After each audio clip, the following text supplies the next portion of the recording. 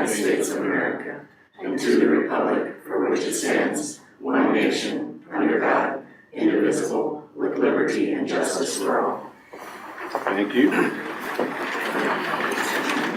like to welcome you to this meeting on February 3rd, 2026 at 9 a.m. the public meeting room at Des Moines County Courthouse. Do we have any changes to the tentative agenda? I have none. I have none. I have none. So next we have meet with department heads and elected officials. Krista Pogmiller, Health Department. Good morning. Well, we've been keeping busy. Our home health is CMS certified, which means we do Medicare, Medicaid, and we had our every 3-year survey. They come in every 3 years and do a survey that the state does, and we did very well, so that went well. And we also had our vaccine for children audit, and that also went very, very well, so we've been busy. Okay. Brooke Marlin, where you at? Here she is, Veterans Affairs. Good morning. Nothing really new to report. Our January report is part of the agenda today. And other than that, we're just keeping busy. Okay. Chris Lee, Conservation. Well, we had a whole staff work day yesterday splitting firewood. I think we've probably got most of our firewood ready to go for the year. Although we do still accept volunteers that want to come split firewood for us. So, we do have a power splitter, so you don't have to swing the axe. That's fine. Where's Colin? No doubt. Yeah, where's the chainsaw when you need it? And then we've got some events coming up. We got an ice fishing clinic on Valentine's Day. So what a great way to break the ice with your Valentine by not breaking the ice all through the lake, going and catching some fish. I mean, what says date night better than catching some fish, right? Right on. And then we got some owl prowls coming up, and that's always, folks really like those. So we do require registration for those because we limit the number of people. Otherwise, just suffering through winter. Well, amen to that. Angie Vaughn, keeping us safe. Good morning. Just keeping busy. We got all of our AED training done last month. For those who maybe couldn't attend the training, we have it on video as part of the safety YouTube channel. So definitely recommend everyone watching that. So other than that, getting ready to start new training this month, and that's where we're at. Sounds good. Thank you. Janelle Nutley-Lundquist, Treasurer's Office. Good morning. We are keeping busy. I will note that we did get the 2026 Iowa property tax credit claim forms sent out. The Department of Revenue, Iowa Department of Revenue, makes those available, and the eligibility requirements are, of course, income-based, age-based, and disability-based. But anyone who was eligible last year, we mail those forms out to, again, the following year. So if anybody would like more information on that, contact our office. We're starting to see those roll back in. And this property tax credit form is for the 25 taxes that will be billed this coming August. So, other than that, keeping busy. Okay. Natalie Steffner, Recorder's Office. Good morning, just keeping busy as well in the reporter's office. Phil Dunshee, who is our director of Iowa Land Records. He has been the director ever since Iowa Land Records started. He is retiring in March, so we will definitely miss him. So I do serve on the governing board committee, and we are doing interviews last week and this week. We had 188 applicants. Wow. For this director position, which is Having fun with that. a lot, yes. So, and just watching legislative updates and that, a lot of stuff out there to affect the county. So everything's going well in the recorder's office. All right, sounds good. Brandon M, IT. Just keeping busy, keeping up with updates and working on projects. Okay. Nothing new. Jerry Lassiter, Land Use. Regional planning, we're busy with grant writing and a number of long-term projects at the moment, but for land use, kind of just keeping busy as usual right now. We got we'll have 1 or 2 subdivisions, minor subdivisions on next week's agenda. One I think went to the city of Burlington yesterday, so nothing for today, but we'll probably see something next week. That's all I have. Sounds good. Rodney Bleasner, Maintenance. Good morning. Just several things going on. I want to thank Chris for the Used a very little dump truck last week, helped us get rid of a pile of snow, so we appreciate that. Other than that, really nothing new to report. Kevin Glendinning, County Sheriff. Good morning. Something going on for us as well. Our jail this morning was at 88 adults. We have 2 additional juveniles out of county, 4 adults outside of county. We have our 911 board meeting this Thursday where we'll certify our budget and the budget amendment for the year. Also watching some legislation sorry, I gotta take a phone call. Also watching some legislation, but nothing else really of note for the, Okay. for the board. All right, thank you. Sarah Marie, Auditor. Good morning. Just plugging away, keeping busy as usual. Nothing new to report at this time. Okay, did I miss anybody? Mr. Carter. Oh, yes. Brian Carter, You almost got away. County Engineer. I would echo what Natalie said about legislative stuff. There's some pretty significant bills out there, especially related to property taxes. There's right now 3 different ones, Governor, House, and Senate. And depending on how they bond together and mold together and come up with something, there's some potential significant impacts. And I guess depending on what you pick out of this and put in, I think long-term, some significant loss of services to residents with less funding. So that's the way it is, and we'll see what comes out of it, and we'll all adjust accordingly, because that's what we do. So it's too early right now still to play the figure it out game, but there's some significant stuff out there. So I would mention, seems to be a theme, so we had a couple more bids. These are just regular annual programs, but I'll go through them. Both of these are funded by the board through our Rural Services Fund, because the money doesn't exist in the Secondary Road Department to cover them. And the board's decided these are valuable to the residents, so they've covered these. We bid the dust control program, which we do every single year. Stays pretty much the same. The only way dust control changes in the county is if we do detour routes as part of a project, which probably will happen this year at some point. But anyway, the low bidder was Benzie Stevens. They've been the low bidder all but I want to say 1 year. We used calcium chloride, and I think the increase was, their per gallon increase price was only like 1.5%. So I feel like that was nice to see that level out.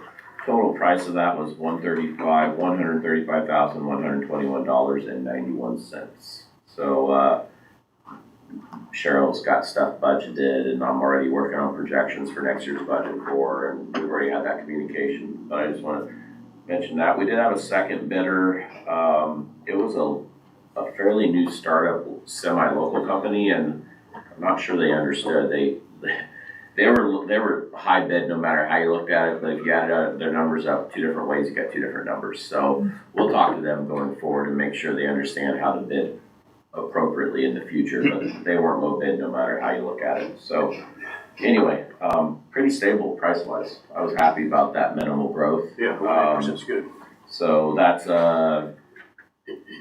it's gonna depend on spring. Can we get that rocking done and get those guys here in early May, or are we wet this spring and have problems when is it June? But that's kind of the normal timing, May or June, for that product to get done. And then I will mention also another program the board pays for. I think this has a bigger impact to the citizens that live on gravel roads than probably anybody out there realizes. So this is one that kind of scares me if they do in fact significantly cut our revenues from property taxes, because I think this is one that will, if and when it ever changes significantly, it will truly, the gravel roads will feel that impact. So the board pays for a rocking program every other year. This one, we bid it out, came in to the tune of $302,175. These are most of our busiest roads. It's not a large project in the overall scheme of things. To give you an idea, I budget this year, I think I have 1.4 million in for rock. Hopefully we're more closer to 1.3 million, but As the weather changes, so does our rock hauling and how much we need to use. But we have a rocking program in Des Moines County that guarantees every road at minimum full-length rocking every other year.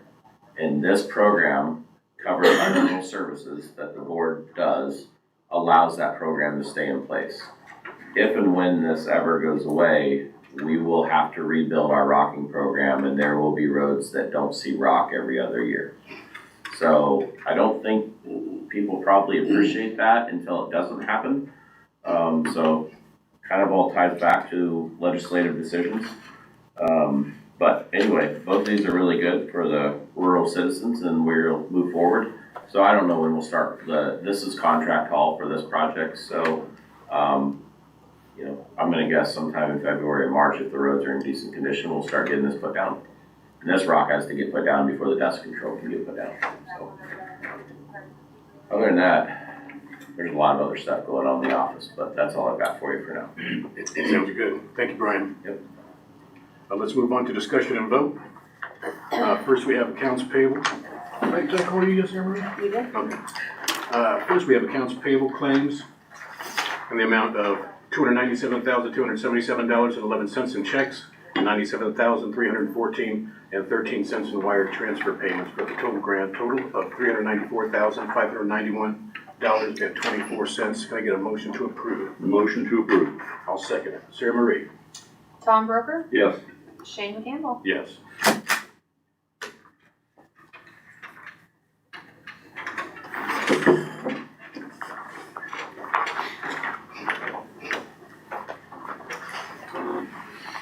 Next, we have 5B, payroll reimbursement claims.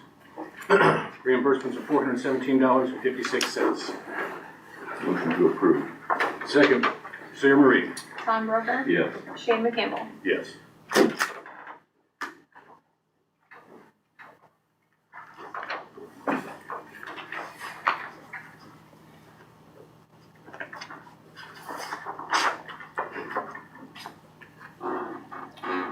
Uh, 5C, we have a resolution for outstanding checks over 1 year old. They have up to 1 year to claim these checks back.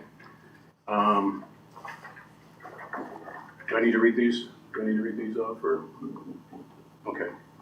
Can I get a motion to approve? Motion to approve. And I'll second. Sarah Marie? Tom Broker, Yes. Shane McCampbell. Yep.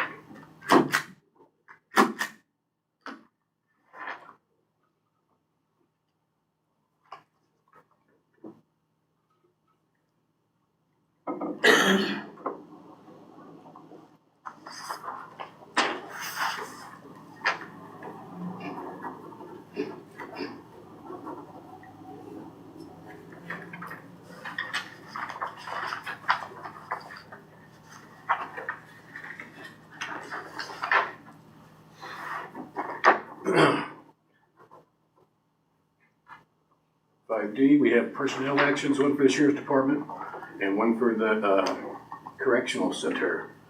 First is for the Sheriff's Office, it's Cynthia Huffman. She's a receptionist. It's her anniversary. Congratulations. It's her 1 year step increase from $20.10 to a new rate of pay is $22.33 starting February 24th. Excuse me, motion to approve. I'll second that. Sarah Marie? Tom Broker, Yes. Shane McCampbell. Yes.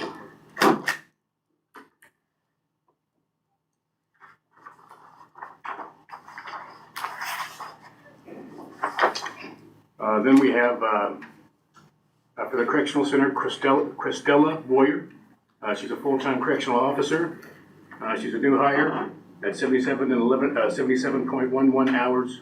Her rate of pay, or her new rate is $50,072.77 effective February 3rd, 2026. Can I get a motion to approve? Motion to approve. Second. Sarah Marie? Tom Broker, Yes. Shane McCampbell. Yes.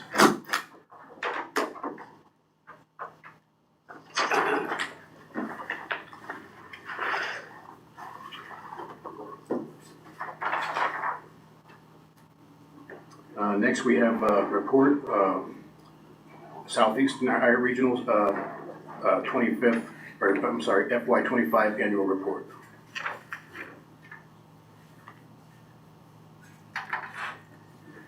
somebody given that? I didn't have It's anything just- prepared. It's just Okay. an annual report that we Okay. get every single year. It's Okay. it's a book that they can view in the office if they Do I would need like to to. stamp this or anything, or? You don't need to stamp the book, no. Okay. Basically a report of what we were up to in that particular fiscal year, projects completed, and grants and all that, so. Okay, well, we received it. There's a Veterans Affairs behind it probably. Oh, okay. You can stamp that one. Next, we have Veterans Affairs Monthly Report for January 2026. Brooke, got anything to say on that? Nothing to say. Okay. So I get a motion to, oh, I just need to receive that. Okay.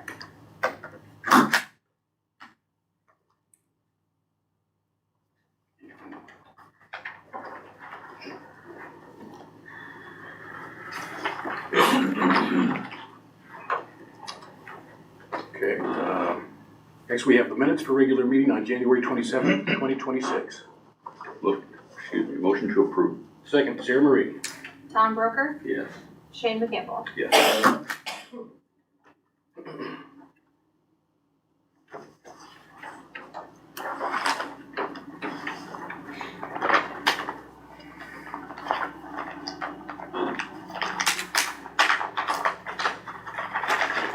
We have the canvas for the Burlington North Bottoms Levee and Drainage District.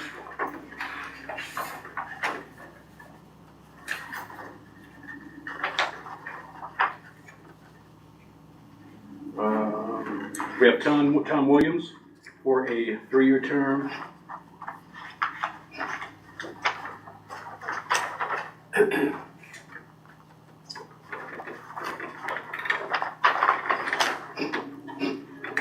That's it. Tom Williams for a 3-year term. Congratulations, Mr. Williams. Motion to approve. Second, Sarah Marie. Tom Broker, Yes. Shane McCampbell. Yeah. Thank you, Mr. Williams. This one.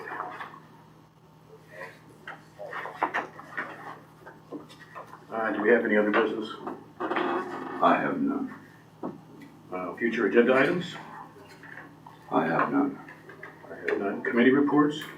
I attended the emergency management, held a public hearing and approved the fiscal year 2027 budget.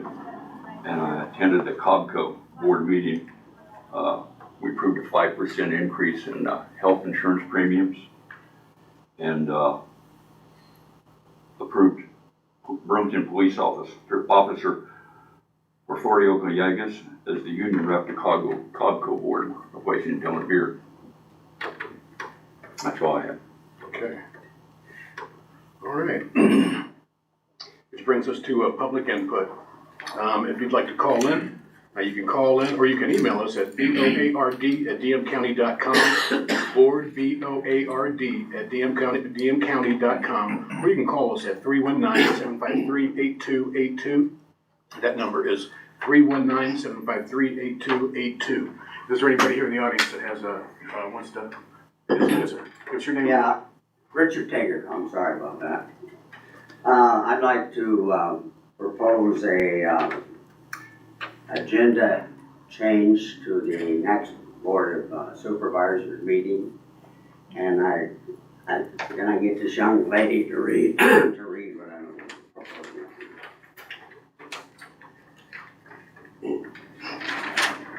Just the front page. Richard J. Tager, citizen of Des Moines County, requests the attached provisions of the Big Beautiful Bill be placed for discussion on the agenda of the Des Moines County Board of Supervisors regular meeting on February 10th, 2006 to discuss how changes in the Big Beautiful Bill could affect your wind turbine project and make known that one major project has already been terminated and 2 others are under review. These projects are all in the state of Iowa. I understand the decision to attach my request will be at the discretion of the Des Moines County Supervisors. Thank you.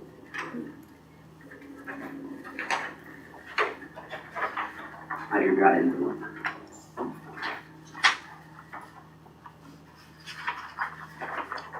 Thank you. Anybody else want a copy? And you wanna leave, Mr. Tager, can you leave one, an extra one up here for, Oh, sure. I can give to Jimmy when he gets I back? have another 15 if you need them. Okay, just one will be fine, I'll just leave it right there on his desk, great. Thank you, sir. I got some more if you people need them for you. Thank you, sir. I guess it doesn't require a response, but we don't have a wind turbine project. Did you catch that? There's no existing wind turbine project. We approved an ordinance. There's been no application for a wind turbine installation permit. No, I'm not discussing that, I'm only making you aware of what the big beautiful bill has brought, what Congress laid on the line. There, with that bill, your contractor is going to be under some real strict provisions and may not even want to go through with it. And I use my example in Mid-America. Woodbury County worked on a project for 3 years and paid monies to the leaseholders. They terminated the whole thing because of the big beautiful bill. I appreciate that. I don't know what that has to do with the board discussion. To put on the agenda. Why bring it at the public meeting? No, and you can bring it, you can hand them out, you can have it, and I appreciate the information. I'm just saying, we don't have a project to discuss, and it's a federal law. I'm not sure what the Board of Supervisors could do with it on our agenda. Well, you can add it, but that's it. Okay, well, I don't think that. Or refuse to add it. You don't have to add it. Nope, I appreciate that. Yeah, Rose Fisher. Rose Fisher. I was gonna ask if there'd been any new permits submitted for wind, solar, battery, and Tom, you just said there had not. To the best of my knowledge, I have not in the last 2 days. Okay, so I guess my question is, do I need to ask that each week, or is that something that CERC would disclose during a meeting?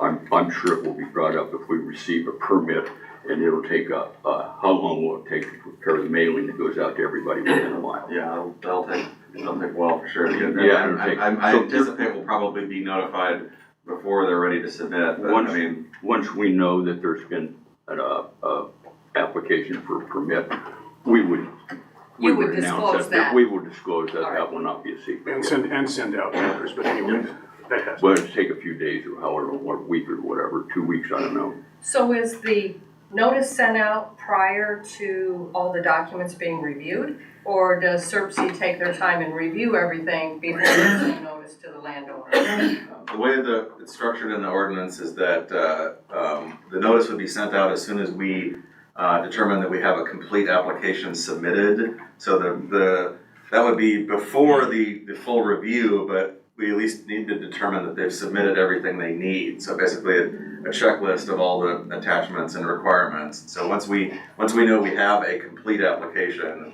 that's when the initial notice would be sent out, and then after that, the review process would start. This board, if we find out on a Monday, you would find out Tuesday, if anything's been, an application has been received, and we would not wait to see that all the required attachments have been received. That might take a few days. So as soon as we know that or any board knows that one has been received, we will let you know it's received. It might not be a complete application, there might be stuff missing, we won't know. Okay, could I ask that you do the same if there is a Met Tower permit application submitted as well? Thank you. There was a Met Tower application 2 years ago, and those were installed. If another one comes in, we could certainly do that, but I don't. I believe that one was, they started before we had an ordinance. And then the first ordinance, and then they reached out, and I think essentially they met with whatever. Yeah, we had to work with them to inspect that site once those were installed and checked all the paperwork, so. But if there were a new one to be proposed, presumably it would be don't know that there'd be a need for more associated with the same project, but if there ever were. Okay. Trace? So at what point does the application become public record for review? Is it as soon as that checklist has been satisfied, or is it when you get it on your desk and it's presented for, I mean, when can someone come in and say, I wanna look at that application? Well, it's structured so that the timeline, in terms of, I think it was 90 days to review, that basically starts once we know we have a completed application. So if there's something that's outstanding that's just missing from the list, that process wouldn't start until we know we've received that particular item. And again, we'd have to take time to review the whole thing, but at the very least, we need to know that those individual items were all included, so. As soon as I find out about an application, I can call your office every day until you've got that ready? Right, yeah. I mean, we could certainly report once an application has been submitted, but in terms of the details associated with that, I think it's the way it's designed is that whole process would kick off once we know that the whole thing has been submitted and it's all there. The questions people would have wouldn't be able to be answered if they've gone through there and so but we will let you know if one comes in and then say, well, it's gonna take some time for, to go through and make sure that it's a complete application. All right, thank you. Anybody else from the audience? Yes, sir. Terry Davis, good morning. Got a comment about the health department. My wife and I went there to get our flu vaccines, and the staff were very friendly, very helpful. Still have kind of a phobia about shots from going through basic training in the Army, but I won't next year because that nurse did a great job. So I want to share that with you. I think your staff and nurse did a great job. Thank you. Thank you for sharing. Thanks for sharing that. I'm sure Krista could use the encouragement every once in a while. Yeah. So, The other thing, I have a question about in the event that a bat or an eagle is killed, if we have wind turbines put in, how's the county or who notifies the proper authorities that happens? Who would notify the proper authorities? The board of supervisors, the conservation department, I think DNR. Who notifies them, and how does that process work?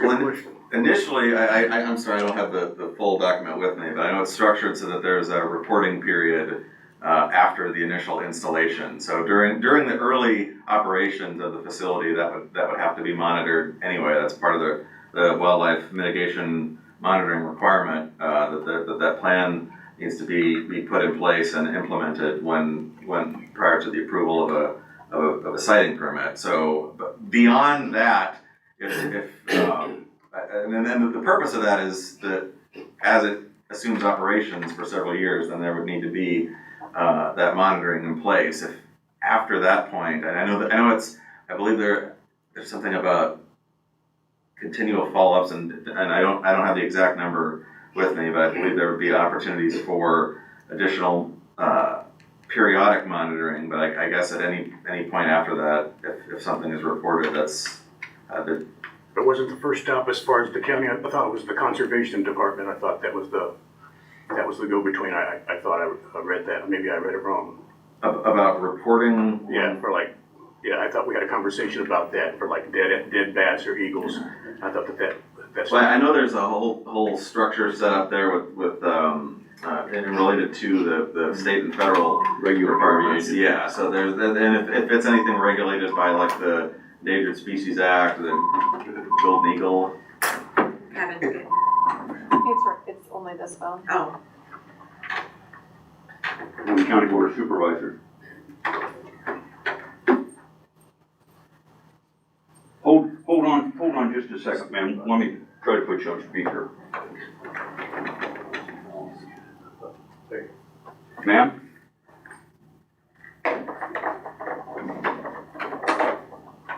Hello? Can I turn this up? Oh, wait, yeah.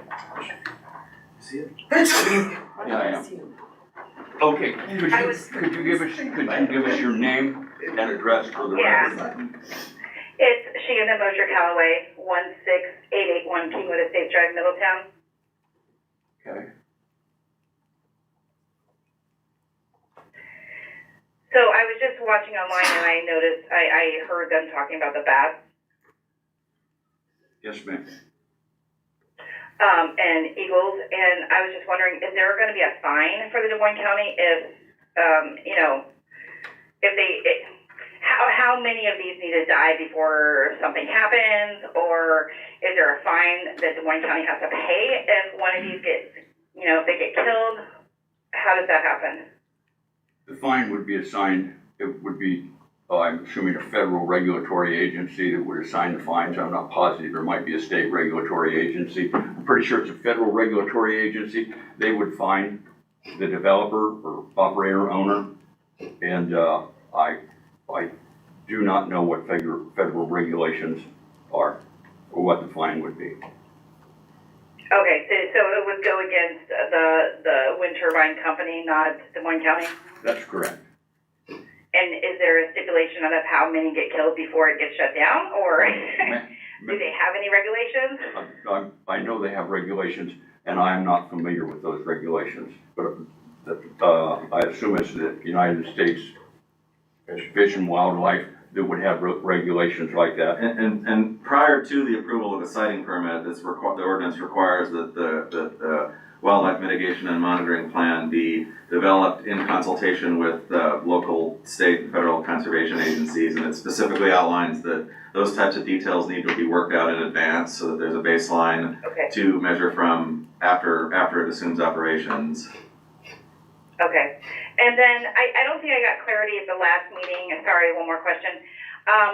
As far as people wanting to build on a property, when is the actual last day that you guys are having a meeting where they can actually say, hey, this is my property, I'd like to build on it, here's the ground plans, here's what we're doing? That would be at once, Jared, if you heard earlier in the meeting, Jared said that when the county, if they receive a permit, it will take, I don't know, some amount of time for them to go completely through the application. There's a great number of things that have to be submitted with the application to determine whether it's an actual application or a completed application. At that time, we need to hold a public hearing within 90 days.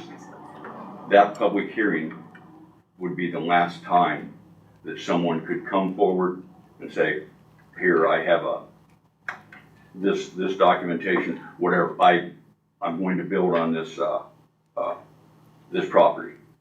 But that, right, after that. Do you have a date of what that last meeting would be? Well, it would be, no, don't have a date. What it would be is, if the first of the month, Southeast Iowa Regional Planning, the administrator says, okay, we have a complete application. That would start the 90-day period. At the end of that 90 days, there would be a public hearing, or about 90 days. I'm sure couldn't exceed that. It might be 88 or 89. But then we would have the public hearing. If you want to turn that information in, you could do it anytime during that review of that application. It specifically states that a notice needs to be sent out once a completed application has been submitted. So that's at the start of that 90-day period. So basically the idea is that this gives plenty of opportunity for anyone that has any additional information to present early on, and so that can be addressed in the review process. Could you hear Mr. Lassiter? Yeah. So who would they send this application to? Would it be you guys or the Southeastern Iowa Regional Planning Commission? And when we refer to Southeast Iowa Regional Planning, specifically, we have a contract with Des Moines County to administer the land use ordinances for the county. So in that respect, we'd be acting as the land use administration for the county. So that would be the official point of contact of submitting that information. But ultimately, like we release the letter, the notification letter, that will be the official point of contact listed. But and that goes to everybody, every address within a mile. Right. Of the installation. Conceivably, if you contact anybody with the county, with the supervisors or other staff, if that could ultimately get redirected to us anyway, so. Okay, so basically, before, you are going to notify everyone within a mile radius of these sites. Right. Basically, it's a way to ensure that. They need to give an opportunity now. Right. Okay, all right. That was my biggest question, what the deadline was. But if you're going to send out letters, then that would help everybody. Mm-hmm. Okay, that's all I had today. Thank you so much. Thank you, ma'am. Thank you. Bye-bye. I had another question. Well, it's more than a question, it's a comment. If we're depending on the contractors or the landowners to report a bat or an eagle gets killed in the future, that's like me calling the sheriff's office in the future and say, I was going 87 mile an hour on 61 highway in a 65 mile an hour zone. Should I come to the sheriff's office and get my citation, or do you mail it to them? Because those folks aren't going to report them. They're not going to do it. That's good. I mean, that's just a fact. I'm sure the sheriff's here now that people don't call him and say, I was speeding. Yeah, probably won't. But if that landowner or that developer finds a bald eagle dead 2 years from now, they're not going to report that. So, and a conservation department can't go up there and monitor. It's private property. An individual can't monitor that. You can't go on private property. And I don't know how you can deal with that, but it's possibly could happen. And that nobody would know except the person that finds that bird. Point taken. Rose Fisher? Rose Fisher, I just wanted clarification on what you had told the woman on the phone. The ordinance, I believe, says within 90 days. It does allow 30 days for departments to review it, but are you saying the county would utilize that full 90 days? Speak for Jared, once you receive that notice, it'll have contact information for Jared or whoever would be in charge of that. And you can call and say, my address is such and such. What do I need to know? And they can give you a place to find the information or furnish the information where you can see where turbines might be built or whether there will be underground lines. And the answers, that is public information. Mm-hmm. So anything you want to know, you can find out that would be available. Like Jared said, at least I thought I heard you said, after the administrator has gone through the permit application, just to see that, rather than say, you don't have anything from the emergency response section, so this isn't a completed application. They would go through and make sure it's a completed application. At that time, they would send out that letter. So then the 90 days would start when they send out the letter. Okay, what I'm saying though is it says within 90 days. It doesn't say that you would take a full 90 days. Well, you've got 30 days for the departments to go through it. I suspect there'll be a great deal of questions that the board has. The board's going to look through that information. But yeah, I said it might be a little shorter than that. I don't think anybody's in a rush to go through this. Okay. And everybody's within that mile range is going to get an opportunity within that 90 days also to find out what the heck is going on and to be satisfied. I was concerned with the 90 days becoming 32 days. Yeah, no, I don't think see that. You see how fast we work? I've seen some pretty strange things, let me tell you. As structured in the ordinance, that because some of the technical documents are probably going to have a lot of information, technical information, it's allowed that there would be the option for having the county work with a consultant to a specialized consultant licensed third party to review those documents. So that's part of that is just that it's built in there that it's assumed that there would be. I mean, it could be shorter, but reasonably, especially when you're talking about a particularly large project, that's going to be a lot of technical information to pour over. So I do think that realistically, it's going to end up on the higher end of that 3 month timeline.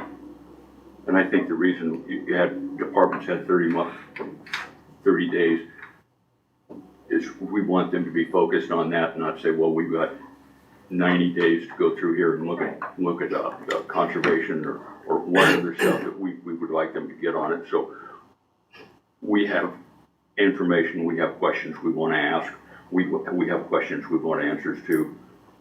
We'd like to have that information. Anybody else with questions or concerns? I got distracted earlier, but just so the board and everybody else is aware, if you're not already, there's a murder trial going on this week, Tuesday through Friday, and then they're scheduled to keep going through next week, Tuesday through Friday. So there will be an enhanced presence from the public and then my office and the transport officers as well. So we'll be around. There'll be a lot of people in and out of the courthouse. Thanks for the heads up on that. That's why there was no parking. Ladies, you guys satisfied? Did you catch the lady's name that called in? Yeah, I think. Shanda Moser Calloway. Which, I'm sorry? Chandra Moser? Moser Calloway. Shanda, with an S or a C? CH, I believe. I'd be careful. I believe she said she has a Middletown address. Yeah, I thought it was S, but I'm probably wrong. So now on, you're gonna have to ask her to spell her name out. Yeah. Well, this is sort of an occasion. I believe this is the first time anybody's actually called in and managed to, we've done that for a long time, but somebody actually called in. It is a CH. Yeah, golf clap for Brandon. Appreciate you setting that up, man. Yeah. Good deal, good deal. Maybe we'll start getting some more phone calls. It's a Chandra. Especially on cold days. No R. People don't want to get out. Or the It's GIS just developing, okay. Thank you. Well, actually, it's spelled two different ways on GIS. There's Yeah, a Chandra and a Shanda. There's no R, it's Shanda. Just use that. CHAND. One deed is right and one deed is wrong. That's losing control with this meeting. I can't spell it. This meeting's out of control, and it's starting at that table over there. So, is everybody satisfied today? Okay, appreciate you guys coming in with an eye word dismissed.